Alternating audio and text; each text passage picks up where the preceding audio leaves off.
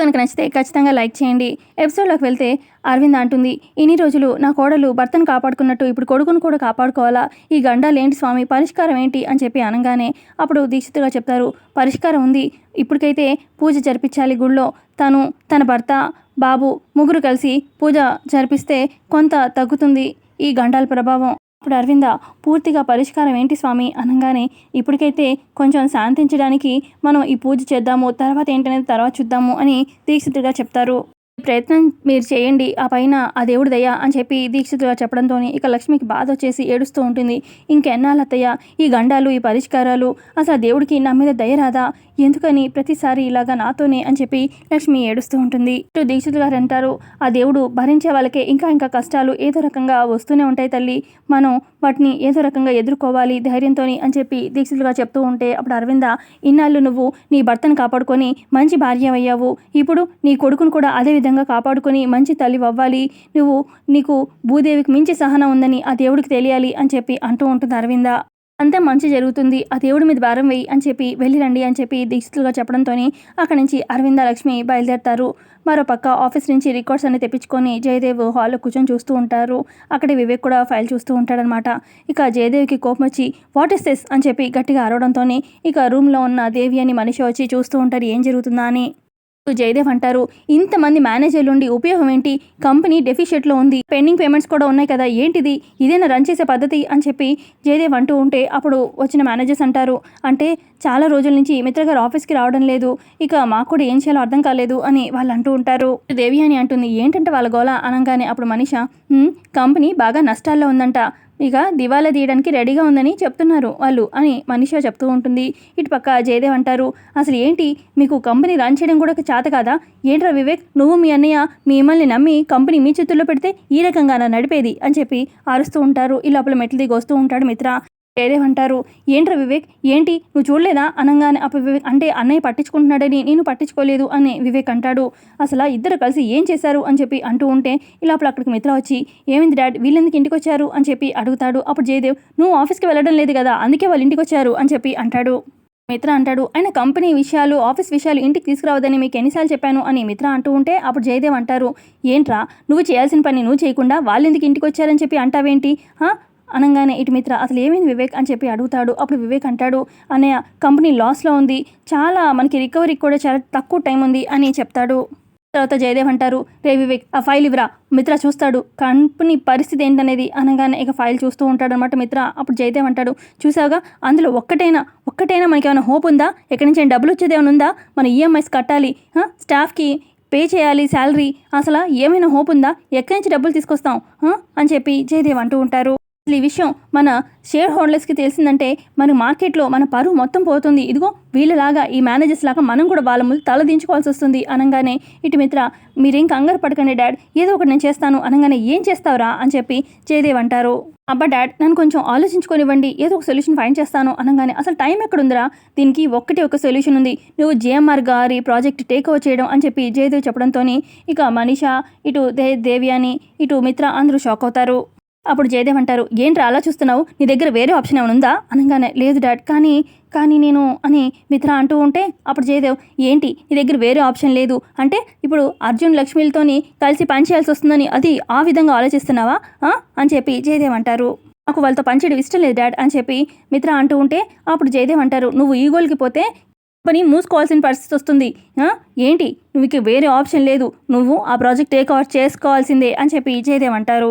మిత్ర ఏం మాట్లాడకుండా తన రూమ్లోకి వెళ్ళిపోతుంటే ఇక జయదేవ్కి కోపం వచ్చి, వీడేంటి రూమ్లోకి వెళ్ళిపోతాడు, మేనేజర్స్ మీరు ప్రజెంట్ ఆ జేఎంఆర్ గారు ప్రాజెక్ట్ టేక్ ఓవర్ చేయాల్సిందే, ప్రాజెక్ట్ స్టార్ట్ చేయండి, వివేక్ నువ్వు ఆ ప్రాజెక్ట్ని ఫాలో అప్ చేయి అని చెప్పి అనగానే, అలాగే పెద్దనాన్న అని చెప్పి అంటాడు వివేక్. ఇటు పక్క మనీష అంటుంది, అంకుల్ అన్నారని చెప్పి మిత్ర ఖచ్చితంగా అస్సలు ఆ ప్రాజెక్ట్ టేక్ ఓవర్ చేయడు అనగానే అప్పుడు దేవ్యాని అంటుంది, ప్రాణం మీదకి వచ్చినప్పుడు ప్రాణమా పరువా అంటే ప్రాణమే కదా, సో ఖచ్చితంగా మిత్ర ఈ ప్రాజెక్ట్ టేక్ ఓవర్ చేస్తాడు అని చెప్పి అనగానే, అంతే అంటారా అని చెప్పి మనీష అంటుంది.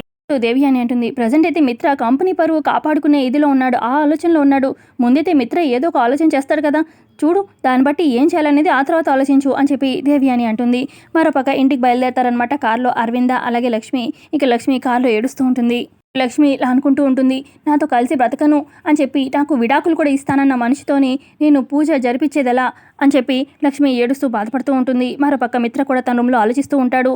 అటు లక్ష్మికి అర్జున్కి ఈ ప్రాజెక్ట్ నేను టేక్ ఓవర్ చేయను అని చెప్పేశాను, ఇప్పుడు నేను మళ్ళీ ఈ ప్రాజెక్ట్లోకి ఎంటర్ అయ్యేది ఎలా అని చెప్పి మిత్ర ఆలోచిస్తాడు. లక్ష్మి మనసులో అనుకుంటుంది, జున్ను కోసమైనా నేను మిత్ర గారిని రిక్వెస్ట్ చేయాలేమో అని చెప్పి అనుకుంటుంది. ఇటు మిత్ర ఏమో నేను కంపెనీ కోసమైనా లక్ష్మి ముందు తగ్గక తప్పదు, తనని అడగాల్సిందే అని చెప్పి అనుకుంటాడు. మిత్ర ఆలోచిస్తూ ఉంటే అప్పుడే మనీషా వస్తుంది. మిత్ర, అసలు అంకుల్ ఏంటి ప్రాజెక్ట్ టేక్ ఓవర్ చేయాల్సిందే అని చెప్పి అంత ఇదిగా చెప్పేస్తారు, అసలు కంపెనీ గురించి అంకుల్కి ఏం తెలుసు, నీకన్నా బాగా తెలుసా అని చెప్పి మనీషా అంటూ ఉంటే అప్పుడు ఇక మిత్ర అంటాడు, అసలు మా నాన్నకన్నా నీకు బాగా తెలుసా అని చెప్పి అడుగుతాడు. అసలు నీకు కంపెనీ గురించి ఏం తెలుసు అది చెప్పు అని చెప్పి మిత్ర అంటూ ఉంటే అప్పుడు మనీషా అంటే కొంత తెలుసు అని చెప్పి మనీషా అంటుంది. అప్పుడు ఇక మిత్ర అంటాడు, మా నాన్నకి మొత్తం తెలుసు, 3 months నుంచి కంపెనీ లాస్లో ఉందని మొత్తం తెలుసు. ఇప్పుడు మా నాన్న నాకేమీ సలహా ఇవ్వలేదు, కంపెనీ గురించి వార్న్ చేశారు. మనీషా అంటుంది, ఇప్పుడు నువ్వు ఏం చేయబోతున్నావు మిత్ర అనగానే అప్పుడు మిత్ర అంటాడు, ఇలాంటి సిచ్యువేషన్ రాకూడదని నేను జేఎంఆర్ ప్రాజెక్ట్ టేక్అవుట్ చేయాలని చెప్పి ప్రజెంటేషన్ కూడా ఇవ్వడానికి వెళ్ళాను అని చెప్పి అనగానే అప్పుడు మనీషా అంటుంది, అప్పుడు సంయుక్తలాగా ఆ ప్రాజెక్ట్ తను అట్లా కండక్ట్ చేసింది, ప్రజెంటేషన్ ఇచ్చావు, అయితే ఆ ప్రాజెక్ట్ అర్జున్కి ఇచ్చేసింది కదా లక్ష్మి అని చెప్పి నువ్వు వద్దనుకున్నావుగా అని చెప్పి మనీషా అంటుంది. మిత్ర అంటాడు, నేనేమి ఆ ప్రాజెక్ట్ వద్దనుకొని డ్రాప్ అవ్వలేదు, జస్ట్ హోల్డ్లో పెట్టాను అనగానే అప్పుడు మనీషా అంటే ఇప్పుడు నువ్వు కంటిన్యూ చేస్తావా, ప్రాజెక్ట్ టేక్ ఓవర్ చేస్తావా అని చెప్పి అడుగుతుంది మనీషా. లక్ష్మితో కలిసిపోతావా, రాజీపడి అర్జున్తో వర్క్ చేస్తావా అని చెప్పి మనీషా అడుగుతుంది. ఒకవేళ వాళ్ళ ముందు తగ్గిపోతే నీ క్యారెక్టర్ తగ్గిపోతుంది మిత్ర, వద్దు అని మనీషా అంటూ ఉంటే అప్పుడు ఇక మిత్ర అంటాడు, నేనేమి నా క్యారెక్టర్ని వదులుకోవట్లేదు, నా ఈగోని వదులుకుంటున్నాను. నేను నా ఈగోని వదులుకోకుండా నేను చేశానంటే కంపెనీ మొత్తం ఇక క్లోజ్ చేసుకోవాల్సి వస్తుంది. సో ఖచ్చితంగా నేను నా ఈగో వదులుకొని వాళ్ళతో వర్క్ చేస్తాను అని చెప్పి మిత్ర అంటాడు. అంటే లక్ష్మితో కలిసిపోతావా అని మనీషా అంటూ ఉంటే లేదు, నేను జేఎంఆర్ గారితో కలిసి వర్క్ చేద్దాం అనుకుంటున్నాను అని చెప్పి మిత్ర అంటూ ఉంటే లేదు, నాకు ఇది కరెక్ట్గా అనిపించట్లేదు అని మనీషా అంటుంది. మరి ఇంకేం దారుంది చెప్పు నువ్వే అని చెప్పి మిత్ర అడుగుతాడు. ఇప్పుడు మనీషా ఇప్పటికిప్పుడు అంటే చెప్పలేను, కానీ కొంచెం టైం ఇవ్వు మిత్ర, ఎందుకంటే నువ్వు నీ శత్రువు అర్జున్ ముద్దు తగ్గడం నాకైతే ఇష్టం లేదు, ఆ లక్ష్మితో కలవడం అసలు ఇష్టం లేదు, అందుకే నేను ఏదో ఒకటి ఆలోచిస్తాను అనగానే అంత టైం లేదు అని మిత్ర అంటాడు. ఎక్కువ టైం తీసుకోను, కానీ ఏదో ఒక ఆప్షన్ అయితే చెప్తాను నీకు అనగానే సరే అయితే మిత్ర అంటూ ఉంటే నువ్వు తొందరపడి మాట అయితే జారకు సరేనా అని చెప్పి నేను ఏదో ఒకటి త్వరగా చెప్తాను ఆప్షన్ అని చెప్పి మనీషా అక్కడి నుంచి వెళ్ళిపోతుంది. అక్క అరవింద లక్ష్మి ఇంటికి రావడంతో అప్పుడు జాను అంటుంది, అక్క జేఎంఆర్ గారు నాకు కాల్ చేశారు, కంపెనీ ప్రాజెక్ట్ గురించి విషయం ఏమైంది అని చెప్పి అడిగారు, కొన్ని ఫైల్స్ మీద కూడా నీ సంతకం కావాలంట అని చెప్పి అంటూ ఉంటే ఇక అప్పుడు అదే టైంకి వివేక్ అలాగే అరవింద అదే జయదేవ్ కూడా వస్తారనమాట. ఏమైంది ఎక్కడికి వెళ్ళారు అని చెప్పి అంటూ ఉంటే ఇటు జాను ఏమైంది అక్క నీ కళ్ళల్లో నీళ్లు అని చెప్పి జాను అడుగుతుంది. ఇటు అరవింద ఇప్పుడు లక్ష్మి ఆ ప్రాజెక్ట్ గురించి ఆలోచించే పరిస్థితిలో లేదు అని చెప్పి చెప్తుంది. అని చెప్పి జయదేవ్ అంటూ ఉంటే అరవింద చెప్తుంది, మిత్రకి ఉన్న గండాలు ఇప్పుడు జున్నుకు కూడా అంటుకున్నాయంట అనగానే ఇటు లక్ష్మి కూడా చెప్తుంది, ఆయన వారసత్వంగా జున్నుకి గండాలు రాబోతున్నాయంట అనగానే అవునా అదేంటి అంత చిన్న పిల్లవాడికి గండాలు అని చెప్పి వివేక్ జాను ఇటు జయదేవ్ బాధపడుతూ ఉంటారు. అప్పుడు అరవింద అంటుంది, దీక్షిత్ గారు పరిష్కారం కూడా చెప్పారు, అయితే మిత్ర లక్ష్మి జున్ను ముగ్గురు కలిసి శాంతి పూజ జరిపిస్తే కొంత తగ్గుతుంది అనగానే అప్పుడు వివేక్ అంటాడు, ఇందాక పెదనాన్న జిఎంఆర్ గారు ప్రాజెక్ట్ టేక్ ఓవర్ చేయాలి అని చెప్పి అన్నయ్యకి ఆర్డర్ చేసినా కూడా అన్నయ్య ఆలోచిస్తాను అని చెప్పి అక్కడి నుంచి వెళ్ళిపోయాడు, అలాంటిది ఇప్పుడు వదినతో కలిసి పూజ చేస్తాడంటే నాకైతే డౌటే అనగానే ఇటు జయదేవ్ కూడా నాకు కూడా నమ్మకం లేదు అని చెప్పి అంటారు.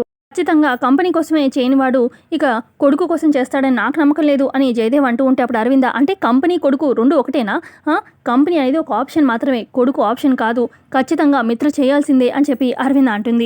ఏదేమంటారు, అసలు పూజ చేస్తాడని నాకు నమ్మకం కలగట్లేదు అనగానే ఎందుకు చేయడండి, చేస్తాడు, ఏ జున్ను అన్న పరాయి బిడ్డ, వాడి కొడుకేగా, వాడి రక్తమేగా, అసలు ఇంకా చెప్పాలంటే వాడి వల్లే జున్ను కూడా గండాలు వస్తున్నాయి, లక్ష్మి కాపాడలేదా మిత్రని, ఇప్పుడు కన్న కొడుకు కోసం మిత్ర పూజ ఆ మాత్రం చేయలేడా ఏంటి అని చెప్పి అరవింద అంటుంది. ఇప్పుడు వివేక్ అన్నయ్య ఈ విధంగా ఆలోచించాలి కదా పెద్దమ్మ అనగానే ఆలోచించాలి వివేక్, ఇప్పుడు తండ్రిగా కొడుకు గురించి ఆ మాత్రం ఆలోచించాలి, కొడుకు కోసం ఏదైనా చేయాలి, అప్పుడే కదా కన్న తండ్రి అనేది అనగానే అప్పుడు జాను అంటుంది, అంటే అసలు అక్కనే అసలు భార్య కాదు అంటున్నాడు, ఇక కొడుకు కోసం పూజలో కూర్చుంటాడంటే నాకైతే నమ్మకం లేదు బావగారి మీద అని చెప్పి అంటుంది జాను.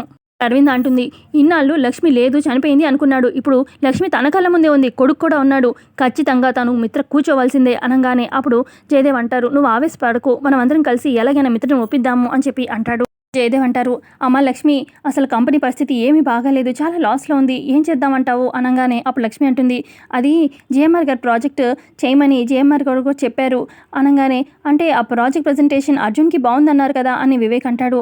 అంటే జేఎంఆర్ గారికి ఇద్దరి ప్రజెంటేషన్ బాగా నచ్చింది, ఇటు అర్జున్ గారిది నచ్చింది, ఇటు మిత్ర గారిది నచ్చింది, ఇద్దరు కలిసి ప్రాజెక్ట్ చేయాలనేది జేఎంఆర్ గారు ఆలోచన అనగానే అప్పుడు వివేక్ అంటాడు, అన్నయ్య అసలు అర్జున్తో కలిసి వర్క్ చేస్తాడా, అది జరగని పని అనగానే చేయాల్సిందే అని చెప్పి అంటుంది అరవింద. అటు అర్జున్తో కలిసి ప్రాజెక్ట్ చేయడు, ఇటు లక్ష్మితో కలిసి పూజ చేయడు, ఇంకేం చేస్తాడంట అని చెప్పి అంటుంది అరవింద. అంటుంది, ఖచ్చితంగా కంపెనీ కోసం మిత్ర జేఎంఆర్ గారి ప్రాజెక్ట్ టేక్ ఓవర్ చేయాల్సిందే, కొడుకు కోసం పూజ చేయాల్సిందే, లేదంటే కంపెనీ కుటుంబం రెండు మునిగిపోతాయి అనగానే అప్పుడు లక్ష్మి, లేదత్తయ్య గారు, ఆ పరిస్థితి నేను ఎప్పటికీ రానివ్వను, ఆయనతో నేను మాట్లాడతాను, కంపెనీని జున్నుని నేను కాపాడుకుంటాను అని చెప్పి అంటుంది లక్ష్మి. ఆ తర్వాత ఇక లక్ష్మి ఒక దగ్గర నించొని ఆలోచిస్తూ ఉంటుంది. అప్పుడే ఇంట్లో నుంచి బయటకు వస్తుందన్నమాట మనీషా. ఏంటి ఈ లక్ష్మి ఏం చేస్తుంది అని చెప్పి లక్ష్మి వైపు మనీషా అలా చూస్తూ ఉంటుంది. ఎపిసోడ్ ఎక్కడికి ఎండ్ అవుతుంది.